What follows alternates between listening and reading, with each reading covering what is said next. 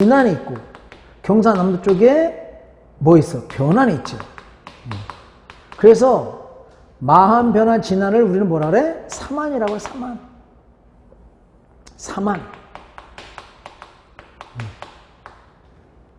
이게 이제 우리나라를 한이라고 하는 것은 주로 이제 이쪽에서는 이제 북방 쪽들이 많으니까 주로 이제 이 밑에까지 않았습니까? 우리가 이제 한 해서 여기에 전통을 이었다는 게 이제 정설로 많이 되는데, 그래서 한 그렇게 표현하는 거예요. 어쨌거나 한반도와 만주 지역에서는 고조선 이후에 이런 나라들이 섰다 이 말입니다. 그러면 선생님이 고조선을 보면서 어떻게 가르쳤어요? 건국과 발전, 그리고 고조선의 경제, 사회, 문화 이렇게 봤죠? 그러면 이 여러 나라들의 경제, 사회, 문화를 보는 거야. 그러면 여러분이 이 여러 나라 같은 경우 우리 이 고조선 같은 경우 출제빈수가 여기가 이 단군조선 같은 경우 해갖고 여기가 중 정도 되는 과제가 있고요. 이 여러 나라는 시험 문제에서 반드시 매년 나오고 있어요. 하여튼 무슨 점인지 반드시 나와. 여기는 반드시 여러분이 잡아두셔야 돼. 선생님이 여기는 이제 서브노트로다가 수업을 많이 진행을 해요. 왜냐면 이제 한눈에 볼 수 있도록. 그래서 여러분 서브노트 이제 18쪽을 펴보세요. 그러면 여기 여러 나라 위에 이제 부여, 그리고 고구려,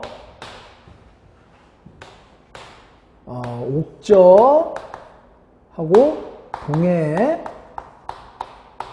그리고 사만, 이렇게 이제 여러분에게 서비스로 고조선까지 정리해 드렸죠.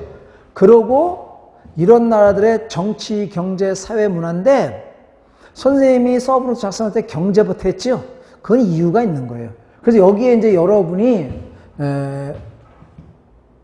처음에 정치인데 순서를 바꿨어요. 그래서 경제, 그리고 정치, 사회, 문화 이렇게 되어 있는데 시험 문제에서 포인트는 뭐냐면 이 여러 나라들의 가장 중요한 핵심적인 것들을 아셔야 돼요.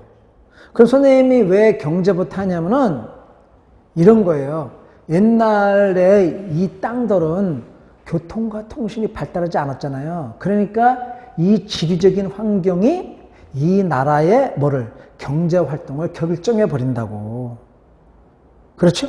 그래서 여러분에게 먼저 경제부터 하는 거예요. 그러면 우리가 고구려의 경제를 보면, 저 부여의 경제 보면, 여기 만주 벌판이잖아요. 여러분 만주 벌판에 오게 되면 뭐예요? 목축업이잖아요. 그리고 만주 벌판에서는 논농사가 아니라 밭농사잖아요. 그래서 밭농